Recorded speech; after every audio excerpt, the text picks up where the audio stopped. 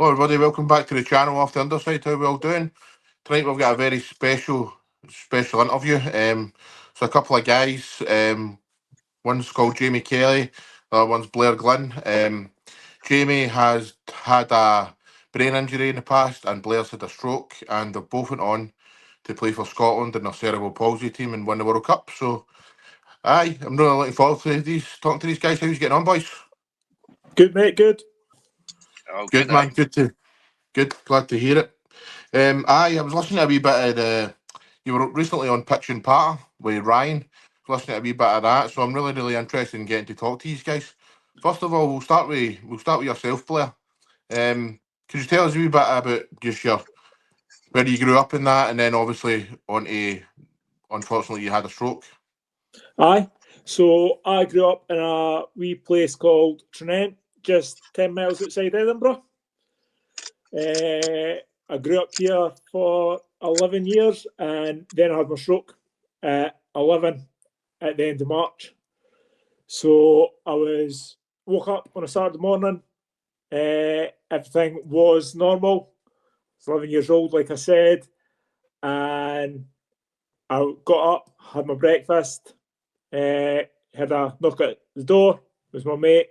Both went up to the park to play. And I was playing on one of these springy things. And next thing I know, bang, my whole life changed. So a vein in my neck twisted over for less than a second and it caused me to have a stroke. So next thing, I was lying back and my mate shouting at me, "Blair, get up, Blair. And I wasn't answering him. I was just laughing. He says, "Blair, I'm going to get your mum."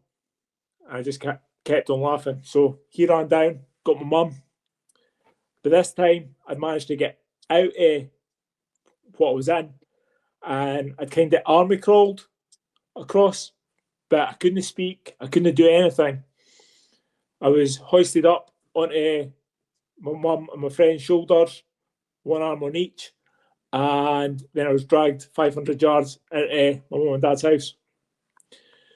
Sat down there, my mum phoned an ambulance, my friend slipped away, and my mum phoned my aunt and my uncle, who came round. My dad was working at the time, so my mum phoned him and he says, "I'll just meet you at the hospital." So my uncle asked me what was wrong. I was laughing at him again. My mum kept saying, "What's wrong, Blair? What's wrong?" Laughing at her.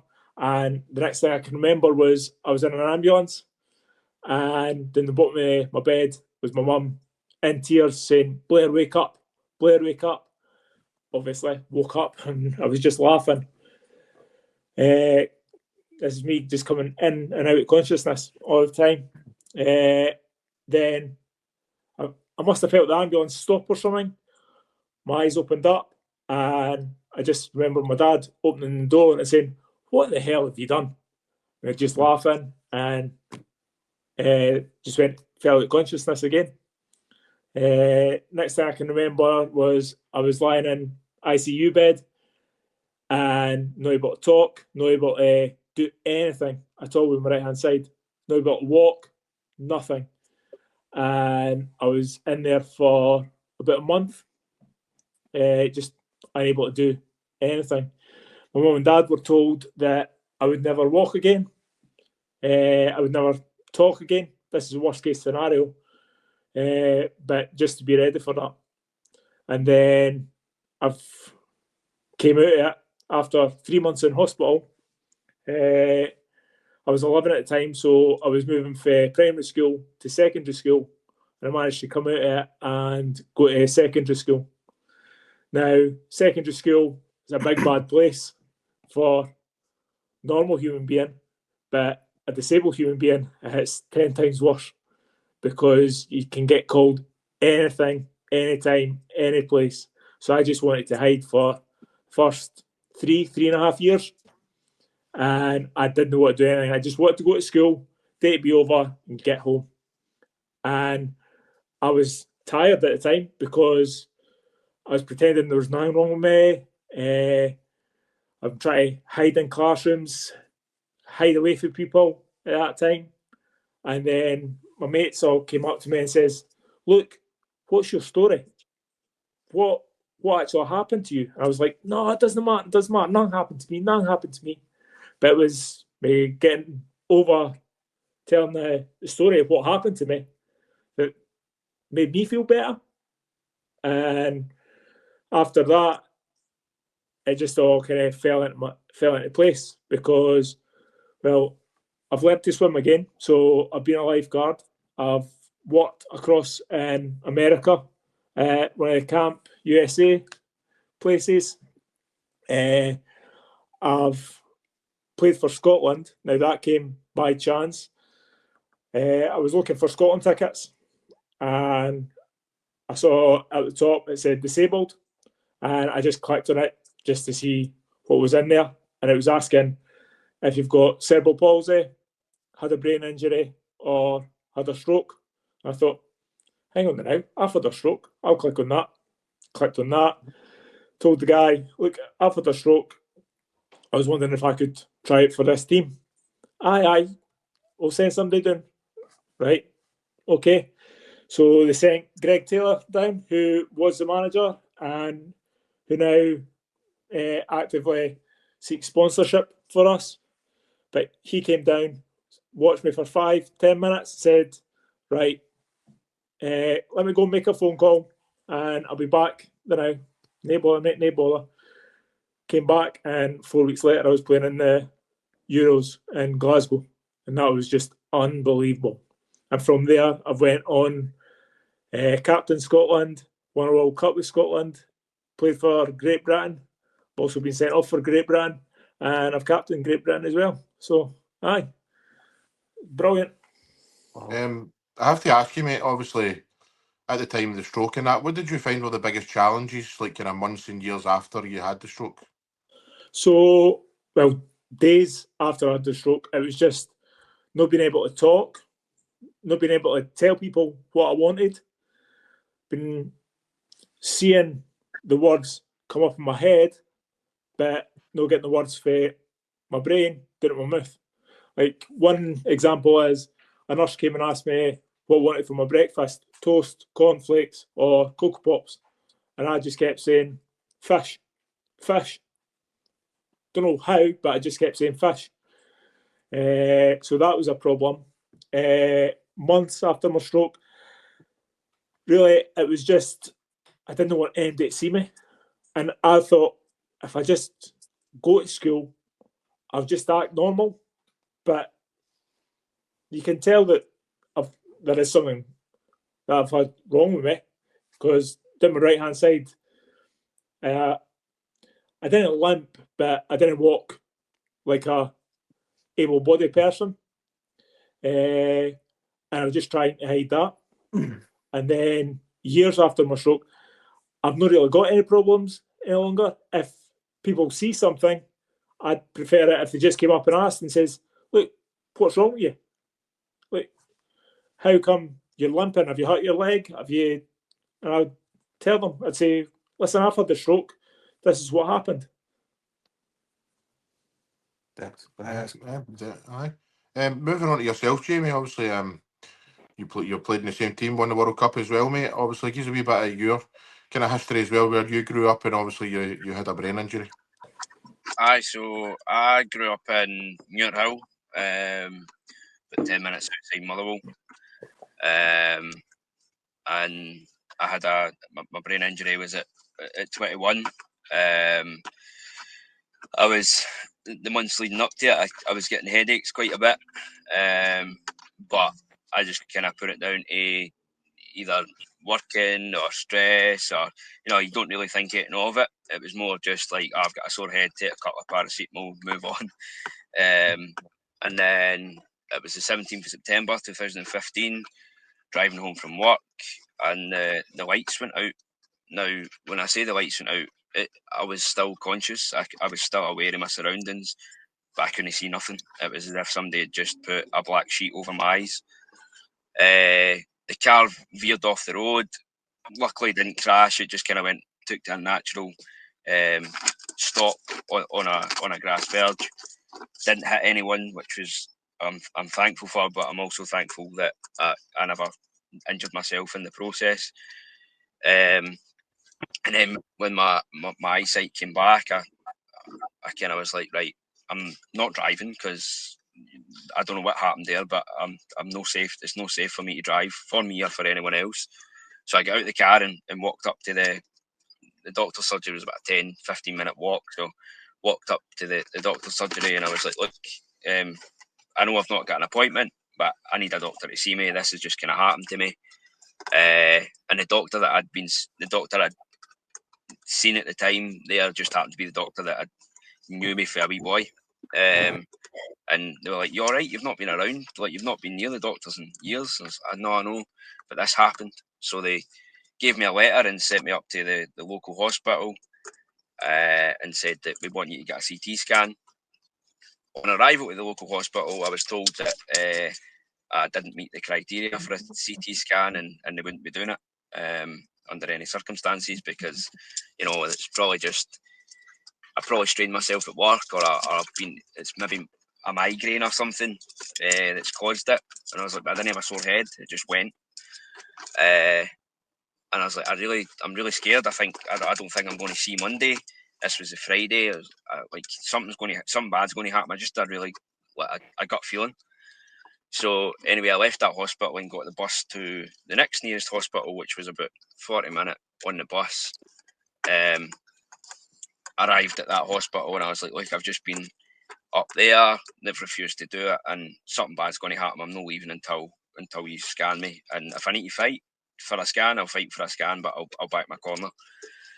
So the consultant guy came round and he was like, no, like, okay, like just to put your mind at ease and so that we can put our mind at ease that the other hospital got it correct, we'll scan you. So I got the scan and then they sent me into this wee sort of like side room on a ward, and within about an hour I'd two paramedics at the bottom of my bed, and I'd kind of half fell asleep, so they woke me up and they were like, Jamie, I says, aye, and says, right, we're here to take you into Glasgow. You're going into the Neurological Institute of Science building in Glasgow. The surgeons want to see you just for a wee checkup. Now, nobody goes to the surgeon for a checkup with paramedics unless something's wrong. So I was like, all right, is everything okay? I will explain to you on the way, but it's just a checkup, don't worry. Got into the ambulance and the blue lights went on and I went, I thought we were going for a checkup. Now, the guy that told me this was driving. So the other paramedic was like, no, you're going to see the surgeons, you're getting operated on. So arrived into the Southern and I said to the surgeon, says, look, don't hit me with your medical jargon, just tell me straight, like, I'd rather you tell me so I can process it. And they went, look, you've got a thing called Chiari malformation, your brain's fell into your spinal cord. If we don't operate, worst case scenario, you won't be here. Best case scenario, if we don't operate, you lose your eyesight and you won't be able to see. And I was like, okay, so when are you going to do this? And they went, well, when was the last time you'd eaten? And I was like, I can't remember the time I did, but I was like, I told them the time and they went, okay, that gives us about 10 hours to play with before we can actually like make sure it's safe to operate. So we'll operate within the 10 hours. And right enough, that was me. And I didn't know how to process it. I just was like, aye, do what you need to do. Like, just laughing. Like, aye, bar in, on you go. Like, just operate my brain. Like, and then from there, in total, I've had nine surgeries between my brain and my spine because my brain was pushing into my spinal cord. It caused issues with the flow of the fluid in my spine, and it caused like cysts, which then caused me to be paralysed. So I've been paralysed 3 times. But I've made a decent recovery. The first time I was paralysed for the shortest period of time. Couldn't feel nothing for the waist down. Just didn't even know I was doing the toilet or nothing. Like, it was just everything was gone. The surgeon was sticking pins in my feet. Nothing. Second time, I remember it was a little bit longer, and then the third time was the longest. That was 8 months. And they just remember them bringing wheelchairs into the room, and I was like, nah, you can leave with them. I don't want them. And they're like, no, you'll need them. Like you're going to need this. And I was like, nah, I'll walk. Like I will walk again. And I done everything in my power to make that happen. But the third time, I genuinely thought that it had defeated me. And then obviously when I got back to sort of a better bit of health, I joined my mate's amateur team and came across Johnny Patterson and who is a part of it, and he played for GB as well and his most Scottish caps ever. So he introduced me to Greg, and Greg got me along, and then that's where I got involved. So I made my debut at St George's against America just after COVID, and then obviously been there ever since and won the World Championships with Blair last year, and we're just back for the Euros 2 months ago, is it, Blair? 2 months ago. 2 or 3 months we were at the Euros, and it's been a journey, but it's been one that I never thought would have been possible to play for my country, and you know, like I always had the determination of proving myself right rather than proving people wrong, that you know I could walk again and do everything that was impossible. Like, I was just going to ask, like, cerebral palsy football does take a lot, like, physically, emotionally, mentally, but how did you get your mindset into that type of, I don't know how to put it across, but just kind of how do you get your mindset for the football side of things when obviously it's a wee bit harder because you're definitely able? Well, for me, I played football all my life, really. So I played it since I was 7, 8 year old. And I just go to the same space that I've always went to, which is like, as soon as you cross that white line, you'll do anything for your team to win. So it doesn't matter what colours I'm wearing, I'll try my best to do my best to win.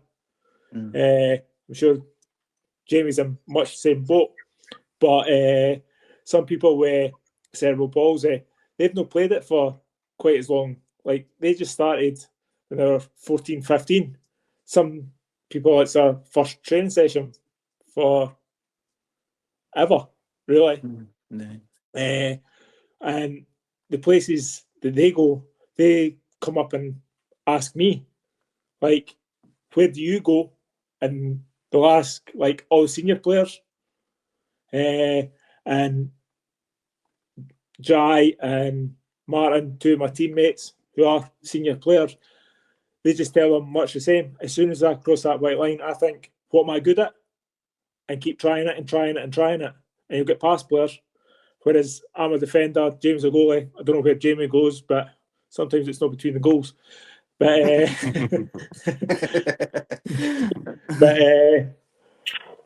I think, right, keep that ball at your net, drive the man backwards, and your job's done. You tell us a wee bit about the whole cerebral palsy football, you know, like, is it popular and stuff like that, you know, but how often do you train, how often do you get together and stuff like that? So usually training's once a month at the minute, and that's for like, so I've got an A squad and we've got like a sort of development set up, so they come together and train in the same pitch once a month. It's usually the last Sunday every month, and then when there's like competitions and stuff, we've been training weekly, and then we're kind of required to do our own stuff away from like the team training stuff. So a few years we'll play like sevens together, or like there's different obviously boys for different catchment areas, so whoever's like the closest will join a sevens group or play against able-bodied players, so you're challenging yourself. But in terms of how much we train, we kind of at the minute we've got once a month, just comes down to funding, but there is plans to hopefully, you know, take us further in the future with like the new association that's hopefully happening at the end of this year. In terms of popularity, I don't think many people know as much as they should know about it. We were all over the news last year when we won the World Championships, but like in terms of like people knowing how to access like para football or disabled football or even like CP football, it's quite. I think people need to cross that barrier of acceptance first. They going right, okay, it's just football. It's 7v7. It's an adaptation of the game. But both Blair and myself have had that ignorance. When we turned up to the first training session, like, oh, I don't know if I want to do this because this is like disability football and we're not really disabled, and it's like that kind of ignorance and arrogance. But see, when you turn up, it's like, all right, okay, well, these boys are fizzing the ball in at me here. Like, we need to run a 5k. All right, okay. Oh, right. Maybe this isn't as bad as we think it is. But I don't know. That's the way I think about it, Blair. I don't know about you. Like in terms of, is there enough like publicity for it? I don't think there is. There is plans on making it more public. Plus, me and Jamie talking about it on podcasts and everything. We're trying to make it even more public. But the likes of England and Holland, who were just back to playing, their development teams are brilliant. So if somebody gets injured, say centre forward gets injured, he's out for 2 months, we just bring somebody else in. And it's somebody who's just as good, probably younger as well, and he's getting his chance to play for big teams like England and Holland and everything like that. But we've got a good setup, but it's just, like Jamie says, getting people to know, getting people not to think, oh, it's just a kick about. They do it. Oh, it's nice that they do that. It's a real game. Like some of the boys I play 7-a-sides with or 11-a-sides with, they couldn't cope with some of the stuff that goes on in our 7-a-side game. It's so fast as well. Yeah. I was going to ask you, obviously you have won, was it the World Championships? Yeah. Do you feel like you are maybe part of a movement to kind of change the perception of like disabilities in sports? Well, me and Jamie, during the Euros, we sat down and we thought, right, what can we do to change this, to change the way we think about CP football? Because, well, I'm getting old. I'll be 40 next year by the time we go to the World Cup. And is it America, Jamie? Atlanta, I believe. Aye, Atlanta. And although there's somebody pushing up to claim my spot, we've not really got anybody else to put pressure on the rest of the team. And that pressure, we look forward to that. So me and Jamie were thinking, right, what can we do? And how can we get CP football out there? I have to ask you, obviously with the hard times you've had in your life and the adversities and stuff, did you ever imagine that you would ever pull on a Scotland jersey and play for your country? Never No. would have imagined it. I didn't even. I was told that I probably wouldn't have played football again. So like to even go train at that level and then go pull on a Scotland jersey, like nah, it was never. I guess like I've said to Blair multiple times, said to my wife multiple times, it was the best thing that could have ever happened to me was falling unwell. But even though it was the worst thing that could have happened to me. Catch 22 type of thing. Aye, that's exactly what it is, because at the minute it happens or the seconds it happens, you're like, oh my God, what's happening? But these following years have just been incredible. And every time I pull that Scotland strip over my head, staying at it now, hairs on the back of my neck just stand up and, oh, it's brilliant. It's brilliant. Just to add on to Jamie's question a wee bit, what's the hardest setback you've had in actual CP football? So what's your hardest moment? Would it be maybe qualifying for World Championships, or was it just a personal thing? Probably we got to the World Championship final a few years back, and we'd absolutely like smashed the group, and with the sort of knockout stages we'd done like really well, and then got to the final and underperformed and got beat off of Colombia. So that's probably the hardest one to take, because it probably didn't deserve. We deserved to lose, but by the manner we lost them, we didn't deserve it. For me, it's so we lost our funding 2000, and it was just before COVID, so 2019, 2020. And we were meant to go to Argentina, but we ended up not going.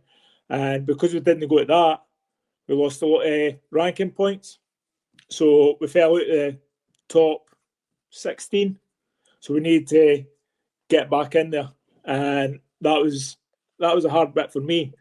But now the SFA have recognised us again, and they're willing to give us, they've already gave us money, but now they're willing to give us more money, more strips, and we're just trying to build on that and hopefully get as good a team as we did have. We were sitting something like 5th, 6th in the world at the time, but then it just all fell away. But we're hoping to get back up there. I was going to ask a question, but then halfway through thinking about it, I thought maybe they might not have an answer for this, because I'm talking to a couple of world champions here. But like, you know, I was going to say who's been your hardest opponent that you can think of, but nobody's you smash everybody, don't you? Well, my hardest opponent was I'm not sure I'm allowed to say this, Russia. When they played, they just moved the ball a bit for fun, and I can remember playing them in Barcelona, and it was about 2 o'clock in the afternoon, and we were running after this ball for 60 minutes. Had to be 60 minutes, and it was impossible to get. Russia are one of the best teams to play this game. Russia and Ukraine, but Russia on that day were different class, different level. Mine will be Ukraine. I've not played Russia, so I took a 12-goal battering against Ukraine a few years ago. So that's not one of my proudest moments. Especially you think they'd have their mind on other things, you know what I mean? They'll take their mind off that, Jamie. That's how they score so many. Wait for a game of football, try to get away from it. I was going to ask, what kind of legacy would you like to leave behind for CP football, or just football in general? I would just like to be known as a player that gives my all every time. I try and go out and give 100% every single time. Every time I put the Scotland strip on, I've gave 100%, and that's all I could give. If there's a young guy or girl watching this, and they were in your position of back in the day and stuff, when you were, you know, just going through the stuff and that, what advice would you give them? Oh, that's a good question. Just like, don't think of the what if, think of the here and now, and just like, you know, take each day as it comes. Like I used to, as mad as it sounds when I speak about it now, I used to set myself wee mini goals, and then if I could overcome the mini goals, then it would lead to a bigger goal, like walking again. But like before I could walk again, I had to be able to feel my legs. But to feel my legs, I had to move my toes. So it was like, if I can move my toes, then the next stage is feeling my legs, and the next stage is walking. And then, like, I was told not to run, but I signed up for the Great Scottish Run while I was in the hospital, because I was like, well, I can walk. My next goal was then run. So I I just appreciate life and don't think of years down the line. Just think of the moment. You signed up for a Great Scottish Run while you were in hospital. Aye. So Wow, the surgeon, Wow. the surgeon, Different mindset, Jamie, man. That's incredible. Sad. Jamie, us The three sun- wouldn't even sign up for it, and we're able-bodied. I know. No. yeah, the We surgeon. needed the shots each. So the surgeon said, "Mate, you'll know you'll be able to run." I says, "All right, okay." So she came back round for the nightly walk round, and I went, "Oh, I've signed up for the Great Scottish Run." She went, "Oh, you can't do that," and I went, "Oh, I can. I'm going to do it." And you know the best it was? I ended up back in hospital straight after the Great Scottish Run. I went in with the medal around my neck, and she's like putting me up to an ECG monitor, and she's like, "What have you done?" I'm like, "I told you." Told you so. Love that, man. Love it. Is that like the main thing for probably both of you? Just like if someone tells you, "Oh, you can't do that," you're going out your way. Yeah. But I'm going to do that one way or another. Exactly. That's. I'm not sure about Jamie, but that's the way my mind thinks. Like my mum and dad have instilled that into me from before my stroke. Look, you can do this, you can do that, you can do this. If I want to go away and become something, I believe that I can do it, no matter what's wrong with me. Even though I've had a stroke, I still believe that I can do it. I might not be able to use my right hand like an able-bodied person, but there will be a way that I can use it to help me do the things that an able-bodied person can do. I mean, like when I left the school, I became a lifeguard. Now you've got to swim to become a lifeguard, and I done that by going to the pool, practicing swimming, and then I could swim. And then I thought, Ken, what? I'm going to become a lifeguard, and bang, there it is. It's just absolute crazy. It's mental what your mind can do. Like if you say, I'm going to do that, I'm going to do that, in your mind, and you think, right, I'm this. Like, when I was a wee laddie, like 13, 14, I didn't have many friends going about. I didn't want many friends going about because then they just asked me. So it used to just be me out in the field, kicking a ball up in the air, and I was like, if I played for Scotland, I'd do this. If I played for Scotland, I'd do that. 10 years down the line, I was playing for Scotland. It was just incredible. So I'd say it's all up here.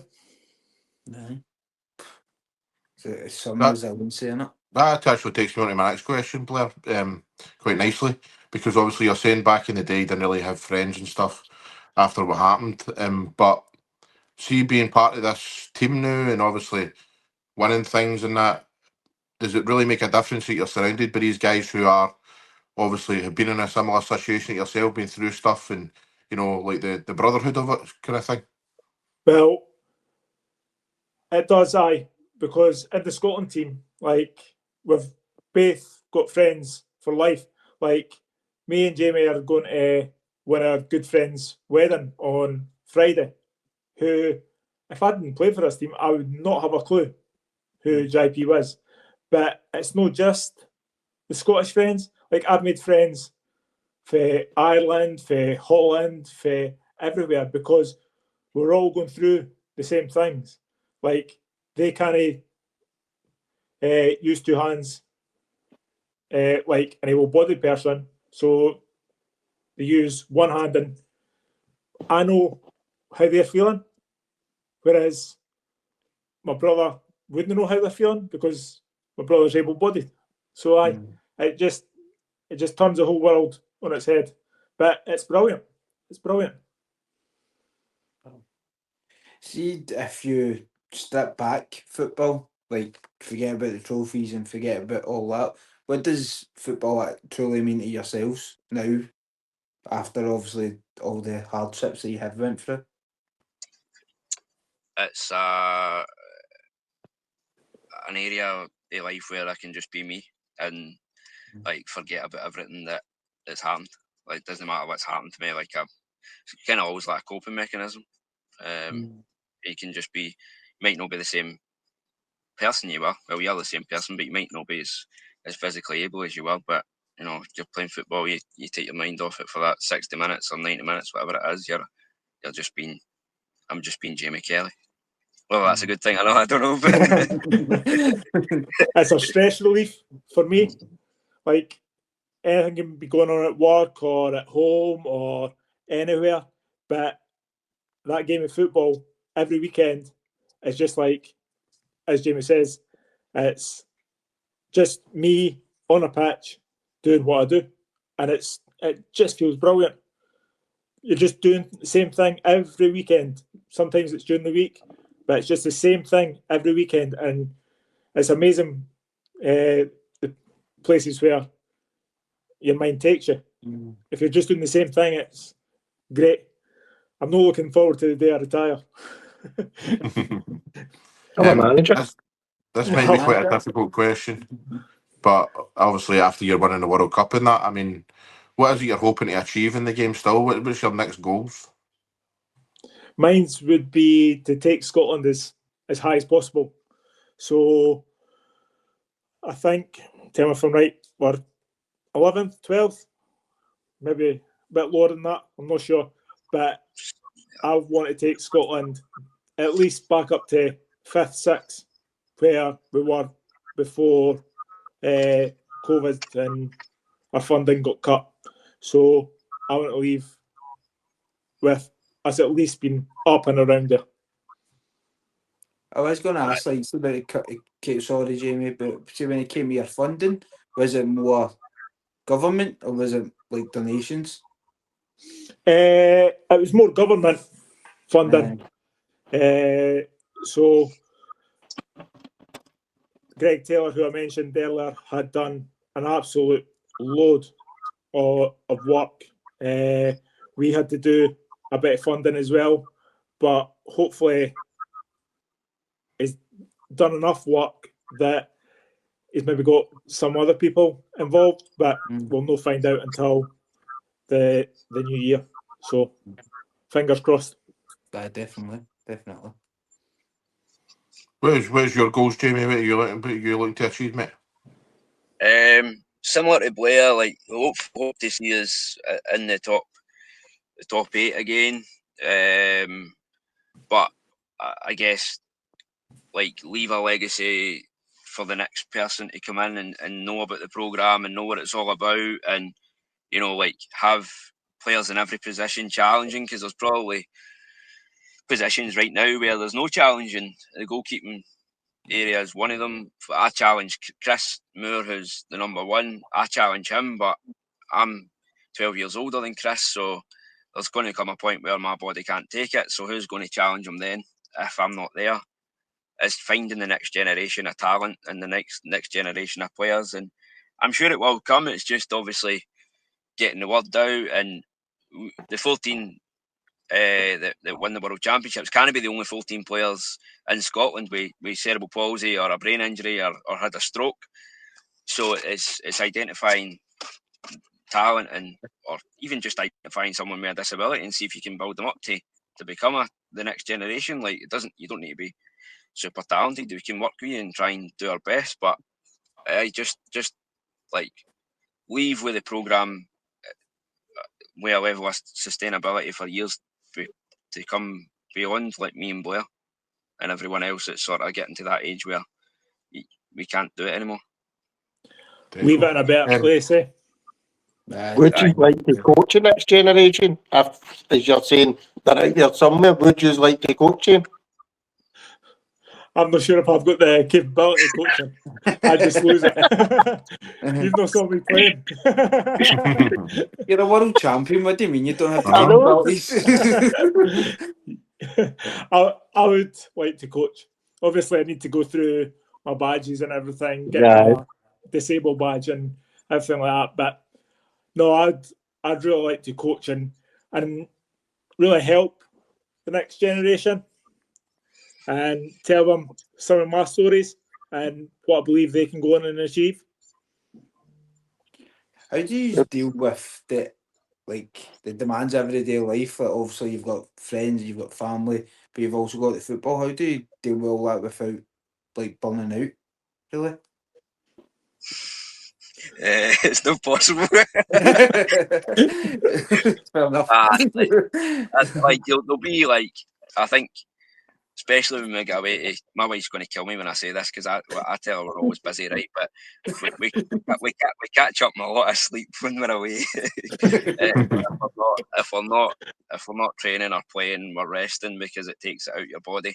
But in the weeks like prior to a tournament, your body's sort of drained. Like, I don't know about you, Blair, but my body feels it.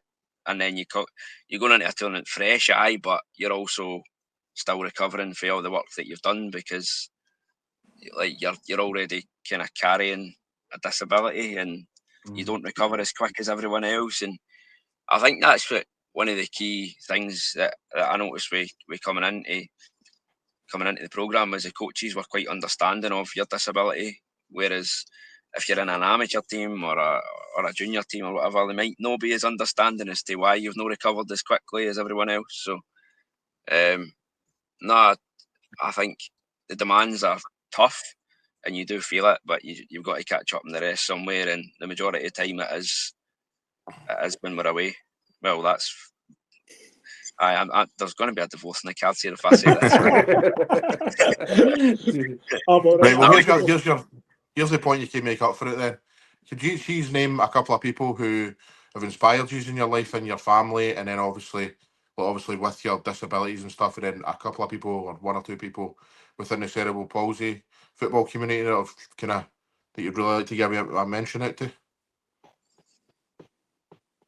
I'd have to mention my mum and dad and my wee brother, because without them, I don't know where I'd be just now. I'd also like to mention like most of my friends. I've got friends everywhere, but my really close friends, them as well. People with CP, like say Jamie and that, who I can just turn to and just let my belly rumble and get everything off my chest, because I know if I'm feeling it, Jamie must be feeling it, and so must, like say JP, Martin, people like that for the team. And I'd like to thank my two sons as well and my partner, because they're just amazing. Like, every time I go away for a tournament, my sons and my partner are like, "Where are you going? How long for? What teams are you playing? Can we watch on YouTube?" I'll give you the address for the YouTube, and they're just brilliant. I think my biggest supporter has been my wife. Like, I met my wife through Fallen Hill, so I wouldn't have probably... We've got mutual pals, but we probably wouldn't have crossed paths if it wasn't for Fallen Hill. And she's a paramedic in training, so the sacrifices I make, she makes even bigger sacrifices to allow me to go to these tournaments and stuff like that. We've got 5 kids in the house, so it's a busy household as well, which is managing that, a trainee paramedic, and then me going, I'm away to Sardinia or I'm away to Salou for 16 days. I've worked really hard for this. So I've got to say her. And my kids' schools have been brilliant. Like when we've been away, the kids' schools have put it on the big screen, and the boys and girls have managed to get out of class to go and watch us, which I thought was class, to be fair. Like, they didn't need to do that, and it made my boys feel like, like their dad was some sort of hero, and turn back and it's like, "Oh, you're professional football." I'm like, "No, not really, but you could say it if you want to say it." And then just my mates, like, when I fell ill, I lost a lot of mates, like, because they didn't want to be different excuses. It was more like, "Oh, we don't know how to deal with you being no well," so it was like, we're going to protect ourselves and just pull away. or it was like, I don't want to be seeing you because you can't walk properly, or stuff like that. So then you know who your true mates are. So I've got a group of I've got 5 mates that have been with me through the darkest days and the highest days. So they 5 mates, and then everyone else for the team. And I guess I've got to mention Johnny for getting me along to the first training session, because if it wasn't for him, I would never have known about the team. There you go, and that's a divorce afternoon, and also you're all good. We don't rest. We don't rest. We just train every day, 24 hours. He was just making a wee joke, that's all. Do you both watch? Have you got a team that you watch in like the professional game? Anybody team do you support? Mine's up top of the league. Top of the league, all right? Okay, aye, for now. For the next 2 weeks. Mine's is at Wall with the Bold. All right, okay. That could be either one. The one's still with a manager. I'm not having this. Right, Blair. Then, what do you think? Do you think you can sustain this? Good start to the season under McInnes. Shankland's playing well in that. You've won the Edinburgh Derby on Saturday. Can you win the league? Aye, we can win the league. Will we win the league? I find that hard. I find it hard to believe. I don't your manager. I hope so. I believe if we can hold on to our manager, I believe we'll go quite far into the league.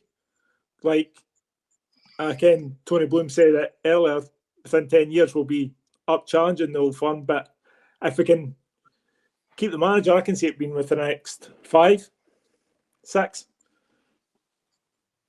Right, Jamie, you're going to bring him back down to reality now and tell him that Mate, they'll find me good. I text him at the weekend and was like, that was Celtic have maybe blown it again for another week. He went, it's all right, we'll still be top for another 2. Well, I get 4 points, so that's at least 3 weeks. I think you're not wrong. That's another 3 weeks. The way we are playing, it could be fucking longer by this point. Hopefully. They're out the race. I wouldn't even look at him. I'm on these away. It's close to relegation, that one. You talking to me? It's not going to be me. Aye, but my camera is that way. Just do that, right? I'm saying. Who do you two boys think will be the next Rangers manager there?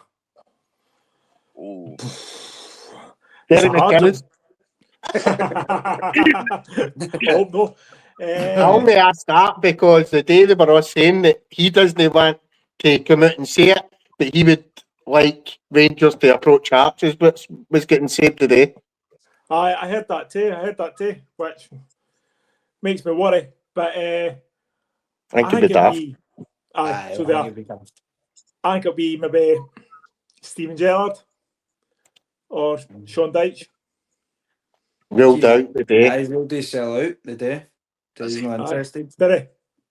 Aye, that's what it was. Dyche ruled his sell out. Gerrard 50-50 and McInnes wants Rangers to approach him no the other way about.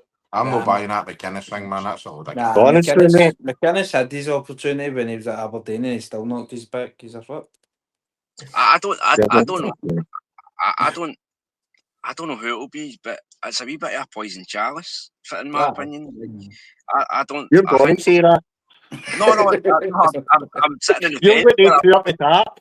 This is me sitting in the fence here. Like, they're not really like. So if they were going to get to Barry Ferguson, he would have got it like before Russell Martin, right?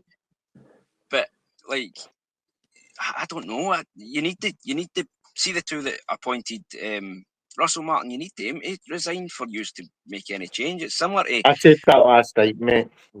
Aye, it's similar to Celtic. Like, they need the board to actually like step down and think. And it's mad that both Celtic and Rangers hate their boards more than they hate each other now for some reason. Aye. You know what I mean? It's Pitford Pat who hates the board more. I know. The next set Old Firm is just going to be the whole stadium like Shaking hands across bottles. That's it. That's taken it a bit far. Half and half flags. Sack the board, blue and green. Right, I think we'll leave it at that, boys, since we're all still pals and that, and there's no fighting yet, you know what I mean? So, Blair, Jamie, I just want to thank you very much. I mean, what I've really enjoyed about this episode is, you know, football. It's obviously going to be a lot of football fans that watch your podcast and that, but your story is not just for football fans, it's for everybody. It's inspirational. It's, you know, fighting back for adversity, you know, signing up for fucking, you know, marathons while you're sitting in a hospital is just, you know, incredible. As well as all the other stuff. I mean, honestly, lads, she's a absolute legends, inspirations, and just keep smashing it, keep doing what you're doing. Thanks very much for coming on. Jamie. Definitely. Five-a-sides. The five-a-sides. You've no asked them. You've no asked them their favourite five-a-side players. Did Right, the okay, pick a five-a-side team come on? have you got a couple of minutes for that then? Aye. Okay. Right, okay. What five-a-sides do what their favourite? Right, so Blair's Aye, favourite not five the Hearts usual players. thing. Aye. Aye. Right, okay. Blair, What was that? Yes. if you were the manager of a five-a-side team, and you could pick five Hearts players Right. in your lifetime, Aye, past who's your and present. five-a-side team?